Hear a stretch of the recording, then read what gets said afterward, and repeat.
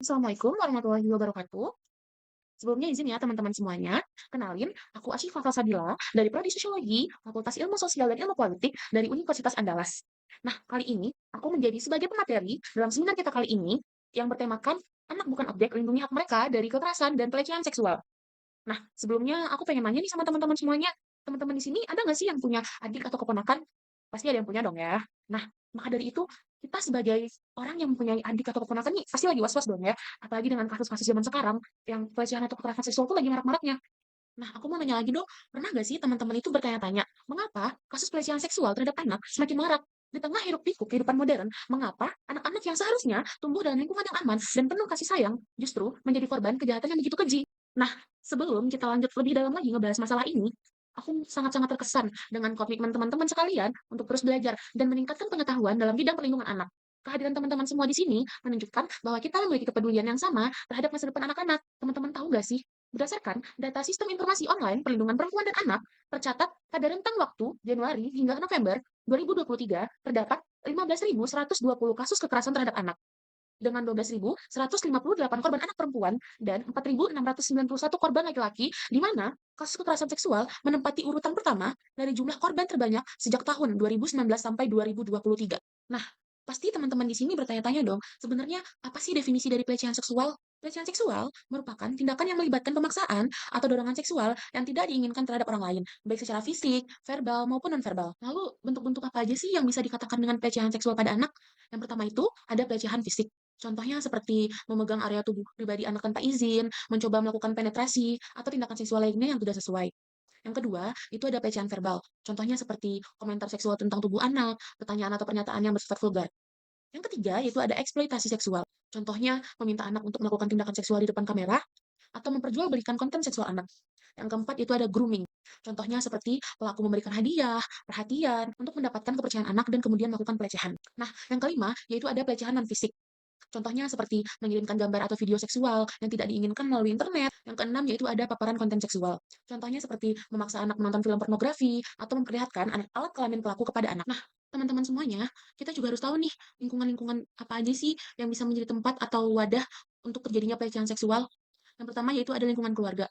Keluarga yang harusnya menjadi tempat paling aman bagi anak, seringkali menjadi tempat pertama di mana pelecehan seksual dapat terjadi. Pelaku bisa dari anggota keluarga sendiri, seperti orang tua, saudara, paman, atau sepupu. Hal ini sering terjadi karena anak berada dalam posisi yang lebih lemah secara fisik dan emosional, serta rasa percaya yang diberikan pada anggota keluarga tersebut. Yang kedua, ada lingkungan masyarakat. Di lingkungan masyarakat, pelecehan bisa terjadi di tempat-tempat umum, seperti taman, pusat perbelanjaan, tempat bermain, atau bahkan di rumah teman. Selain itu, media sosial dan platform digital juga menjadi salah satu tempat yang berisiko, di mana anak-anak bisa menjadi sasaran predator online. Yang ketiga, yaitu ada lingkungan pendidikan. Sekolah atau institusi pendidikan lainnya seharusnya menjadi tempat anak-anak merasa aman dan terlindungi. Namun, pelecehan seksual bisa saja terjadi di lingkungan ini, baik oleh sesama siswa, staf sekolah, maupun guru. Dan yang keempat yaitu ada lingkungan digital. Dengan perkembangan teknologi, anak-anak kini semakin banyak menghabiskan waktu di dunia maya. Pelecehan seksual secara online, seperti grooming, selain itu, penyebaran konten eksploitasi anak melalui internet juga merupakan ancaman serius. Jadi, teman-teman semuanya, pelecehan yang terjadi di lingkungan masyarakat, lingkungan keluarga, bahkan lingkungan pendidikan yang terjadi pada anak-anak akan mengakibatkan dampak negatif baik dalam dampak psikologis maupun dampak sosiologis anak-anak tersebut. Dalam dampak psikologis, yaitu yang pertama, anak-anak akan mengalami gangguan emosional. Anak korban pelecehan seksual seringkali mengalami trauma emosional seperti kecemasan, depresi, rasa malu, dan ketakutan yang berkelanjutan. Yang kedua yaitu masalah kepercayaan. Pelecehan seksual seringkali merusak kepercayaan anak terhadap orang dewasa atau individu lain di sekitarnya. Hal ini dapat menghambat kemampuan mereka untuk menjalin hubungan interpersonal yang sehat di masa depan. Yang ketiga yaitu ada penurunan harga diri. Anak korban pelecehan sering merasa dirinya itu bersalah, berpikir bahwa mereka lah yang bertanggung jawab atas kejadian tersebut. Ini dapat mengakibatkan penurunan harga diri yang tajam, menyebabkan perasaan tak berharga, atau bahkan mereka bisa melakukan perilaku yang menyakiti diri mereka sendiri. Nah, yang keempat, yaitu ada gangguan perilaku. Anak-anak korban pelecehan seksual dapat menunjukkan perilaku agresif, menarik diri, atau memiliki kesulitan dalam bersosialisasi dengan teman sebayanya. Mereka juga mungkin mengalami gangguan makan, gangguan tidur, dan kecanduan substansi. Lalu, dalam dampak sosiologis, anak-anak yang mengalami pelecehan seksual, itu dampaknya yang pertama, yaitu ada isolasi sosial. Anak-anak korban pelecehan cenderung menarik diri dari pergaulan dan sulit beradaptasi dengan lingkungan sosialnya.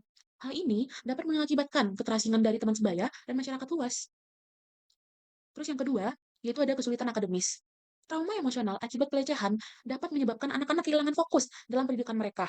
Hal ini bisa mengakibatkan penurunan prestasi akademis atau bahkan mereka bisa putus sekolah. Yang ketiga yaitu ada stigma sosial.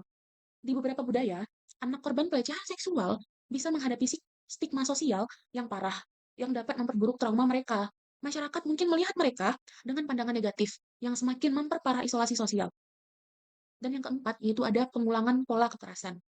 Anak-anak korban pelecehan jika tidak mendapatkan penanganan yang tepat, berisiko terlibat dalam perilaku kekerasan atau bahkan menjadi korban kembali di masa depan, baik dalam hubungan interpersonal maupun dalam kehidupan sehari-hari. Nah, teman-teman semuanya, dari dampak-dampak yang udah aku sampaikan tadi, pasti kita semua nggak mau dong hal itu akan terjadi pada adik kita sendiri atau bahkan keponakan kita sendiri. Maka dari itu, kita harus mencegah terjadinya pelecehan seksual pada anak. Nah, cara-caranya itu, yang pertama, ada edukasi seksual sejak dini.